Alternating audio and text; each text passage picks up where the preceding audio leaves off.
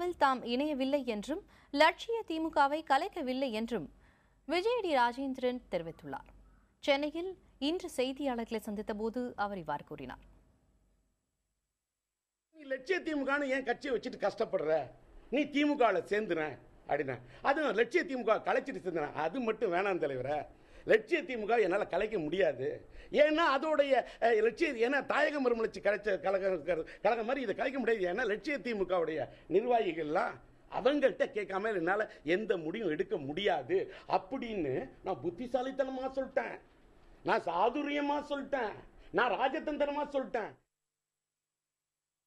தேமுதிகவுடன் கூட்டணி அமைக்க திமுக மேற்கொண்ட நடவடிக்கைகளை கண்டு தாம் வருத்தப்படுவதாக டி ராஜேந்தர் குறிப்பிட்டார். இன்றைக்கு ஒரு கருப்பு எம்ஜிஆர் என்பவர் பின்னால் இவர் போய் கூட்டணி வைக்கிறதுக்காக திமுக அலைஞ்ச அலைச்சலை பார்த்தன. அதுக்கு பிறகு திமுக சார் கேவலம் வேதனைப்படுறேன் சார். திமுக அப்படி அதுக்கு ஏன் இந்த கருப்பு எம்ஜிஆர் பின்னாடி போய் இப்படி சிரிப்பா சிரிக்கிறதுக்கு அன்றைக்கு சிறப்பு எம்ஜிஆர் சிவப்பு எம்ஜிஆர் அவர் பின்னாடியே போயிருக்கலாமே, காம்ப்ரமைஸ் ஆயிருக்கலாமே. எதுக்கு திமுக அண்ணா திமுக ஒரு கருப்பு சிவப்பு நடுவுல வெள்ளை?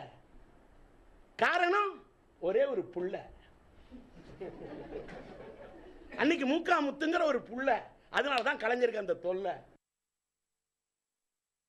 கட்சியை விட்டு நீக்கியவர்களை மீண்டும் அழைத்தது தமக்கு கிடைத்த வெற்றி என்றும் டி ராஜேந்தர் தெரிவித்தார்.